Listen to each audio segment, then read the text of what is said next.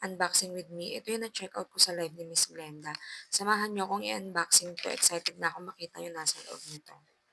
Sobrang cute talaga ng packaging ng Peculiar Eyewear. Buksan na natin. Ayan, pagbukas, makikita mo yung mga laman sa loob. Meron siyang leaflet, sticker, photocard ni Miss Glenda. Baliktaran na siya. Suot niya yung eyewear na collaboration niya with Peculiar.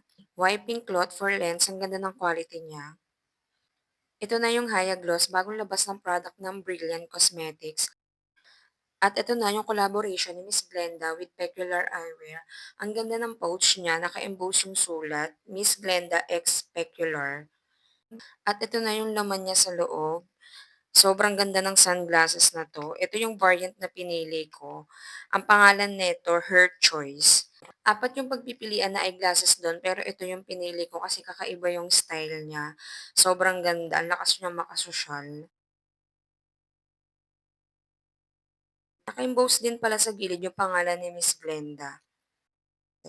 Ito yung itsura niya nung sinuot ko, grabe ang ganda talaga. First time ko lang nagkaroon ng ganitong style na sunglasses. Ang lakas niyang makasosyal. Halata naman sa mukha ko na tuwang-tuwa ako diyan. Ayan, feel na feel ko siya. Sobrang ganda niya talaga. Para siyang mamahalin na sunglasses. Pero na-check out ko lang 'to, 371 with Haya Gloss sa live ni Miss Glenda. 'Di bale apat na iba't ibang style na eyeglasses yung nasa live ni Miss Glenda. Lahat siya magaganda. Kung puwede lang i-check out ko siya ng sabay-sabay, ginawa ko na kasi sobrang mura lang talaga niya. Aabangan ko ulit yung susunod na live ni Miss Glenda.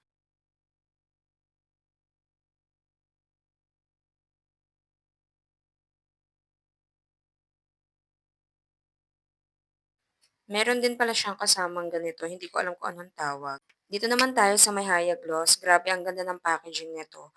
Tapos naka-emboss pa yung mga nakasulat. Makikita mo siya sa personal, mukha siyang mamahaling brand ng lipstick.